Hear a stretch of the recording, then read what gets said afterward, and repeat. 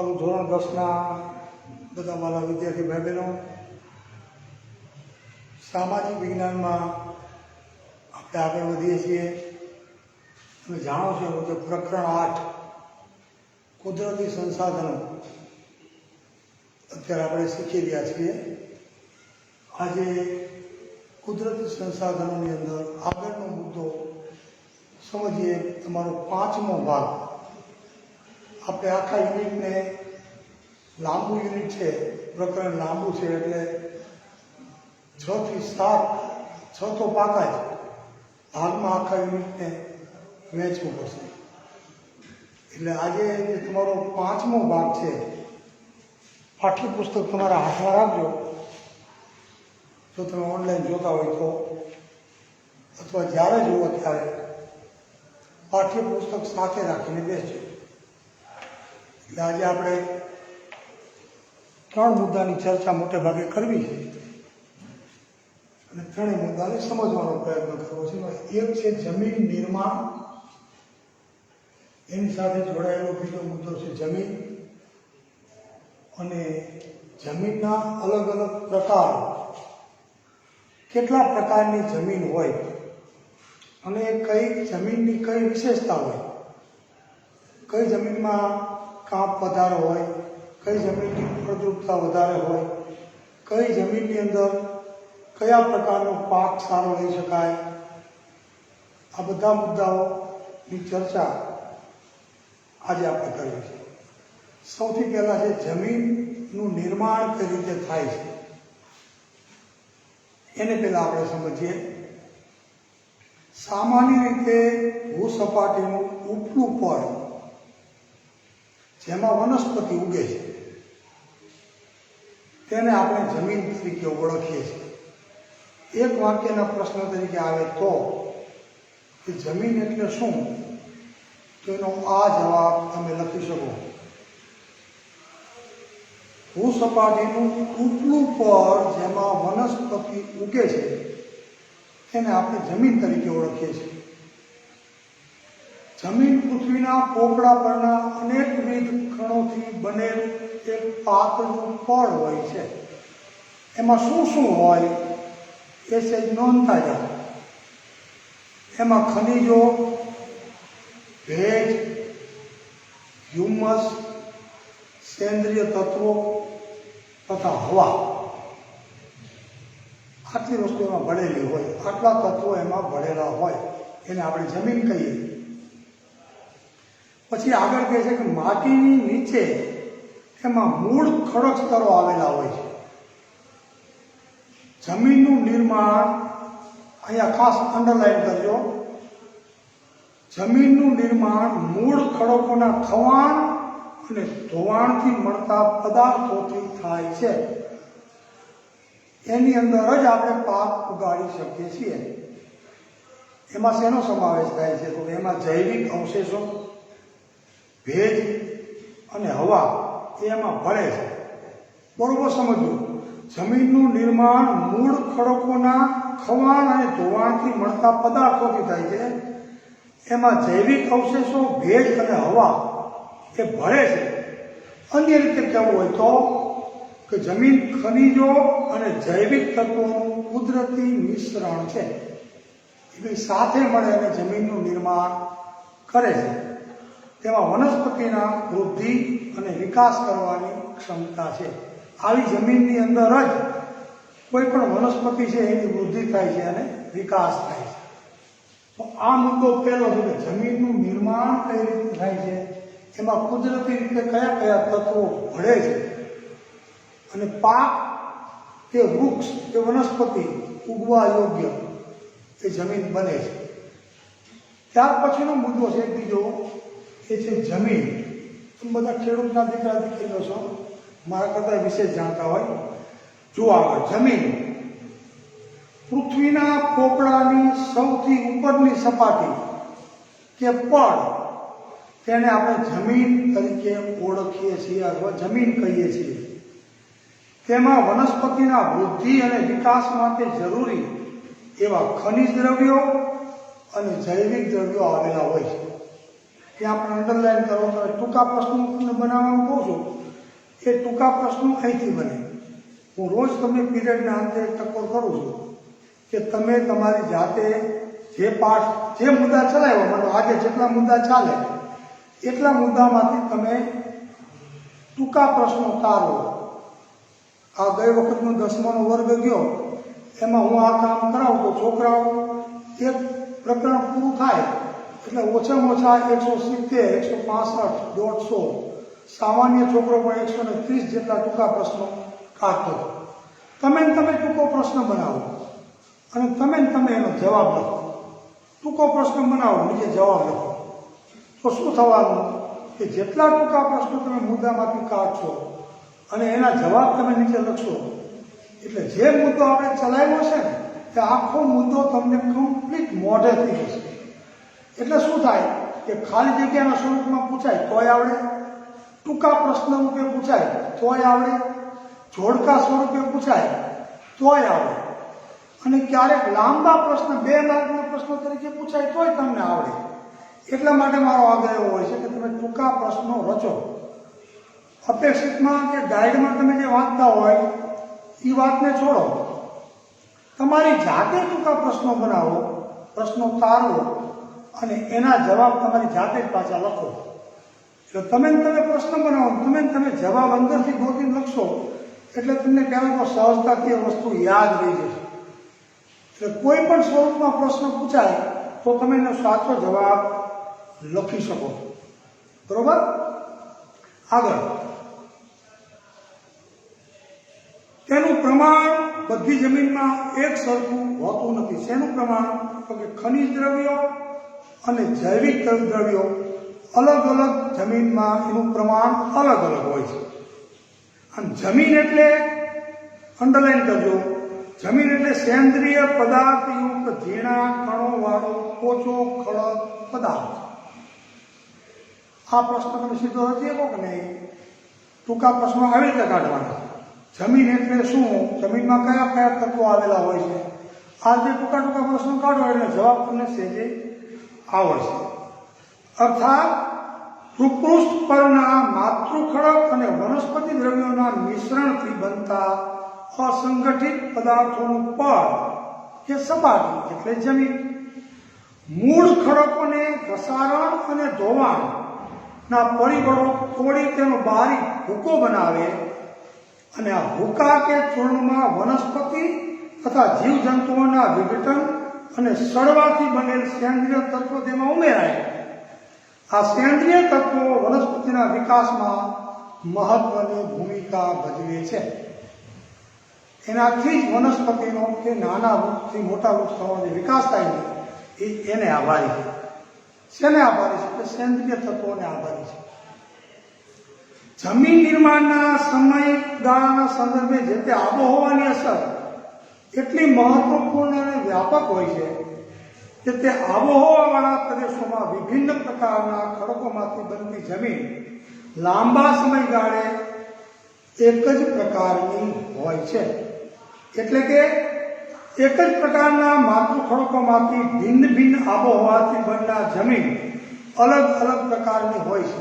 મતલબ ભારતની ભૂમિ હોય પણ અલગ અલગ, જેમ ભૌગોલિક પ્રદેશ બદલાય એમ જમીન બદલાય તો અલગ અલગ જમીનમાં અલગ અલગ પ્રકારના પાકો ઉગે છે. અહીંયા જે આપણી ભૂમિમાં આપણી જમીનમાં જે પાક ઉગતા હોય, તમે બીજા રાજ્યમાં જાઓ તો ત્યાંની જમીનની અંદર બીજા પ્રકારના પાક ઉગતા હોય છે. એને એવું વાતાવરણ, એવી આબોહવા અનુકૂળ આવે એવા પ્રકારના પાકો ત્યાં લઈ શકાતા હોય છે. એટલે વિભિન્ન પ્રદેશોની અંદર વિભિન્ન પ્રકારની જમીન અને તત્વો એ જોવા મળે છે. એટલા માટે વિવિધ પ્રકારના પાક અને વિવિધ પ્રકારના અલગ અલગ પ્રકારના વૃક્ષો એ આપણે જોઈએ છીએ. આગળ હવે જમીનના પ્રકાર કઈ રીતે પડે છે એ મુદ્દો આના પછીનો આપણે લઈએ છીએ. જમીનના પ્રકાર શેના આધારે પડે છે એ પણ તમારો ટૂંકો પ્રશ્ન છે. તો જમીનના પ્રકાર રંગ, બીજું આબોહવા, બીજું માતૃખડકો અને કણ રચના, અને 5મું છે ફળદ્રુપતા જેવી બાબતોને ધ્યાનમાં રાખીને પાડવામાં આવે છે. જમીનના જે પ્રકારો પડે છે એમાં આટલી બાબતો બાળકો ધ્યાને લેવાય છે, અહીંયા અંડરલાઈન કરવાની જમીનનો રંગ,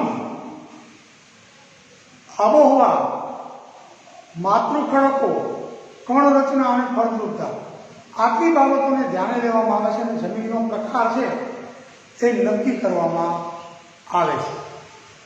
આ થઈ જમીનની વાત. હવે જમીનના પ્રકારો આપણને સમજાવેલા છે.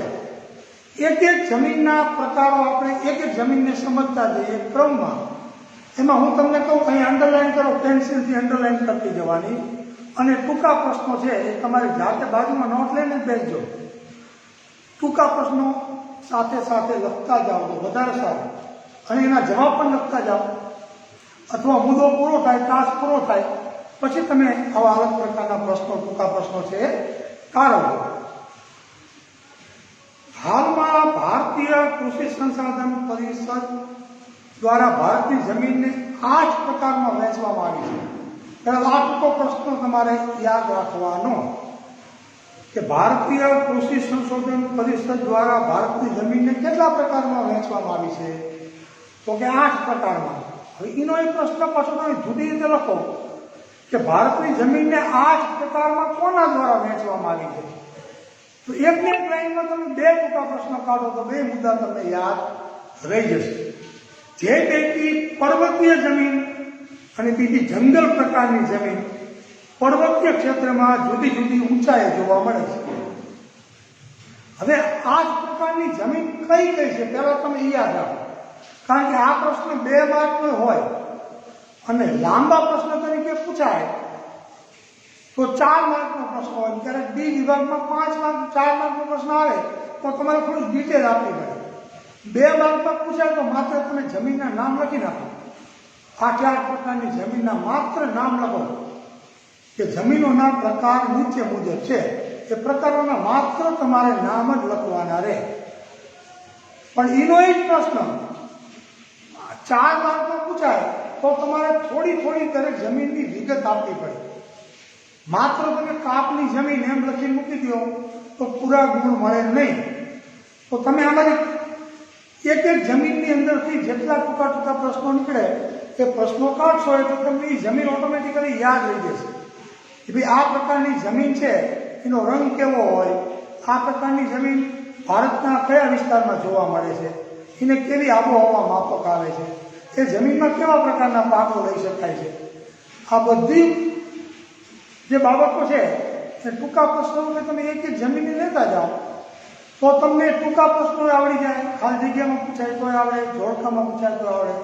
અને લાંબા પ્રશ્ન તરીકે કે ટૂંક નોંધ તરીકે ક્યારેક આમાંથી એક જ જમીન પૂછાય. ચાલો જે 2 માર્કના પ્રશ્નો પૂછાય છે ટી વિભાગમાં એમાં માત્ર એટલું આવે કે કાળી જમીન વિશે ટૂંક નોંધ લખો, અથવા આમાંથી કોઈ પણ એક જમીન પૂછે તમને તો તમે એના વિશે 5-7 વાક્યો તમારી ભાષામાં, એવું જરૂરી નથી કે ચોપડીમાં એક એમ છાપેલું લખી નાખો, પણ સમજો એ મુદ્દાને સમજો અને તમારી ભાષામાં પછી એને મુદ્દા પાડીને 6 વ્યવસ્થિત મુદ્દા લખી નાખો એટલે તમને પૂરેપૂરા ગુણ મળી શકે.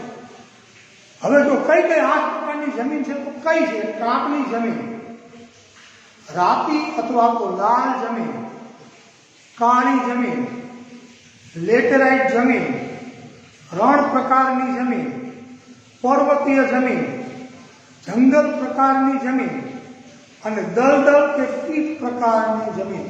આ 8 પ્રકારની જમીનને આપણે જે ICAR સંસ્થા છે એને વહેંચેલી છે. હવે સૌથી પહેલો મુદ્દો આપણે લઈએ છીએ, સમજીએ છીએ કાપની જમીન. પેન્સિલ હાથમાં રાખજો અને અંડરલાઈન તમને કહું ત્યાં તમારા પાઠ્યપુસ્તકમાં પેન્સિલથી અંડરલાઈન કરજો, ત્યાંથી જ તમને ટૂંકો પ્રશ્ન મળી જશે. આ પ્રકારની જમીન ભારતના કુલ ક્ષેત્રફળના લગભગ 43% ક્ષેત્રફળમાં ફેલાયેલી છે. પહેલો ટૂંકો પ્રશ્ન થઈ ગયો કે ભાઈ કાપ પ્રકારની જે જમીન છે ભારતનું કુલ ક્ષેત્રફળ છે એના 43% ક્ષેત્રફળમાં ફેલાયેલી છે. એમાં પાછા 2 પ્રશ્નો નીકળે. કયા પ્રકારની જમીન ભારતનું કુલ ક્ષેત્રફળ છે જમીનનું એના 43% હિસ્સો રોકે છે? તો એ કાપની જમીન. અને આમ જવાબ લખો કે આમ જવાબ લખો, 2 પ્રશ્નો નીકળે. એટલે 43% ક્ષેત્રફળમાં કાપની જમીન ફેલાયેલી છે, યાદ રાખવાનું. પૂર્વમાં બ્રહ્મપુત્ર ખીણથી શરૂ કરી અને પશ્ચિમની અંદર સતલુજ નદી સુધીનું ઉત્તર ભારતનું મેદાન અંડરલાઈન, પછી દક્ષિણ ભારતમાં નર્મદા, તાપી, મહાનદી, ગોદાવરી, કૃષ્ણા અને કાવેરી. ખીણ પ્રદેશમાં અને તે પૈકી મહાનદી, ગોદાવરી, કૃષ્ણા અને કાવેરીના મુખત્રિકોણ પ્રદેશોમાં આ પ્રકારની જમીન આવેલી છે. પછી નવો પ્રશ્ન થઈ ગયો, 2 માર્કનું પૂછાય તો કે કયા પ્રકારની જમીન ક્યાં આવેલી છે, તો એમાં તમે આ જવાબ ટૂંકમાં થોડો લખી શકો. આગળ, કાપની જમીનનું નિર્માણ શેનાથી થાય છે, તો કે નદીઓ દ્વારા નિક્ષેપિત કાપને આભારી છે. નદીઓ વહી જાય પછી જે કાપ વધે, જે નિક્ષેપણ વધે, એનાથી આ જમીનનું નિર્માણ થાય છે. તો નવો પ્રશ્ન તમે ઉમેરી શકો કે કાપની જમીનનું નિર્માણ કઈ રીતે થાય છે, તો એમાં તમે આ જવાબ છે એ ઉમેરી શકો. આ જમીનમાં પોટાશ, ફોસ્ફરિક એસિડ અને ચૂનાનું પ્રમાણ વધારે જોવા મળે છે. તો વળી ટૂંકો પ્રશ્ન આવે કે કઈ જમીનમાં પોટાશ, ફોસ્ફરિક એસિડ અને ચૂનાનું પ્રમાણ વધારે જોવા મળે છે, તો કે કાપની જમીનમાં. અથવા આમ પ્રશ્ન આવે કે કાપની જમીનમાં શેનું પ્રમાણ વધારે જોવા મળે છે, તો 2 પ્રશ્નો થઈ ગયા. આ પ્રમાણે તમે ટૂંકા પ્રશ્નો કાઢતા જાઓ એટલે કાપની જમીનની ટૂંકનોંધ પૂછાય કે એમાંથી ટૂંકા પ્રશ્નો પૂછાય કે એમાંથી ખાલી જગ્યા પૂછાય, એમાંથી જોડકું પૂછાય. બાળકો તમને આવડે જ, હું કહું એમ કરો તો. જ્યારે નાઇટ્રોજન અને હ્યુમસની માત્રા ઓછા પ્રમાણમાં જોવા મળે છે આ જમીનની અંદર. જો આ જમીનમાં કઠોળ વર્ગના પાક લેવામાં આવે તો તેમાં નાઇટ્રોજનની સ્થિરતાનું પ્રમાણ વધારી શકાય છે. અહીં પણ ટૂંકો પ્રશ્ન છે. આ પ્રકારની જમીનમાં ઘઉં, ચોખા, શેરડી, શણ, કપાસ, મકાઈ અને તેલબિયા જેવા પાકો લેવાય છે. કદાચ તમને બધા પાકોના નામ યાદ ન રહે તો આમાંથી કોઈ પણ સાચા 3 પાકના નામ યાદ રાખો તો આખી કાપની જમીન છે એના વિશે તમારી જાતે તમે 7-8 વાક્યો આરામથી લખી શકો. લખી શકો કે નહીં? બરોબર. ત્યાર પછીની જમીન છે રાતી જમીન અથવા તો લાલ જમીન, રેડ સોઇલ. હવે એને સમજીએ. રાતી અથવા લાલ જમીન ભારતના કુલ ક્ષેત્રફળના લગભગ 19% ક્ષેત્રફળમાં ફેલાયેલી છે. કાપની જમીન તો કે 43%. રાતી કે લાલ જમીન ભારતના કુલ ક્ષેત્રફળના કેટલા વિસ્તારમાં ફેલાયેલી છે, તો કે 19%. હવે વળી પાછા 2 પ્રશ્નો તમે રચી શકો. એ 2 પ્રશ્નો લખી નાખવાના. લખીને તમે મને પર્સનલમાં આજે જ આવા ટૂંકા પ્રશ્નો, તમે તારવેલા પ્રશ્નો, સ્વાધ્યાય તો લખવાનો, ઘરે બેસીને થોડી મહેનત તો કરવી પડશે. તો જે પ્રકરણો ચાલ્યા હશે એના ટૂંકા પ્રશ્નો, લાંબા પ્રશ્નો બધું તમને વ્યવસ્થિત આવડશે અને એકમ કસોટીમાં તમને એનો ખૂબ ફાયદો થશે. પછી આગળ, દક્ષિણના દ્વીપકલ્પમાં તમિલનાડુથી માંડીને ઉત્તરમાં બુંદેલખંડ સુધી, અહીંયા અંડરલાઈન, અને પૂર્વમાં રાજમહલની ટેકરીઓની પશ્ચિમમાં કચ્છ સુધી આ પ્રકારની જમીન છે એ વિસ્તરેલી છે. રાતી કે લાલ જમીન ભારતના કયા વિસ્તારમાં આવેલી છે, ક્યાં વિસ્તરેલી છે, તેનો આ જવાબ સીધો જ તમને મળે છે. આ જવાબ તમારે યાદ રાખી લેવાનો છે. રાજસ્થાનમાં કેટલાક વિસ્તારમાં આ પ્રકારની જમીન જોવા મળે છે, પણ ઓછી. રાજસ્થાનમાં પણ આ પ્રકારની જમીન છે. આ જમીનમાં ફેરિક ઓક્સાઇડની હાજરીને કારણે, શેની હાજરીને કારણે? ફેરિક ઓક્સાઇડની હાજરીને કારણે તેનો રંગ લાલ બને છે. જો આવો પ્રશ્ન પણ બાળકો પૂછે કે લાલ રંગની જમીનનો કલર લાલ કેમ હોય છે, એના જવાબમાં તમારે આ વસ્તુ લખવાનું. એમાં ફેરિક ઓક્સાઇડ ભળેલું હોય છે, એને કારણે એ જમીન લાલ દેખાય છે. તથા તે નીચે જતા પીળા રંગમાં ફેરવાય છે. ઉપરનું પડ લાલ દેખાય છે, પણ થોડુંક ખનન કરવામાં આવે તો નીચે જતા એ જમીન પાછી કેવા રંગની દેખાય છે? તો પીળા રંગની દેખાય છે. તો આ પણ ટૂંકો પ્રશ્ન બની ગયો કે લાલ રંગની જમીનની અંદર ખોદકામ કરવામાં આવે તો નીચે કેવા પ્રકારની જમીન, કેવા કલરવાળી જમીન નીકળે છે? નું પડ કેવું હોય છે? તો કે પીળા કલરનું. એ પણ પ્રશ્ન રચી શકો. આ જમીનમાં શેનું પ્રમાણ વધારે હોય છે, અથવા તો કઈ વસ્તુની ઉણપ જોવા મળે છે? બે વસ્તુ તમે નોંધતા જજો. આ જમીનોમાં ચૂનો, કાંકરા અને કાર્બોનેટ મળી આવતા નથી. શું નથી મળી આવતું? એવો પ્રશ્ન થઈ શકે ને. મોટે ભાગે આ જમીનમાં મેગ્નેશિયમ, ફોસ્ફેટ, નાઇટ્રોજન અને પોટાશ આ તત્વોની ઉણપ જોવા મળે છે. વળી પાછો પ્રશ્ન થયો, શેની ઉણપ જોવા મળે છે? અથવા આમ ઉલટો પ્રશ્ન પણ કરી શકો કે મેગ્નેશિયમ, ફોસ્ફેટ, નાઇટ્રોજન અને પોટાશની ઉણપ કઈ જમીનમાં જોવા મળે છે?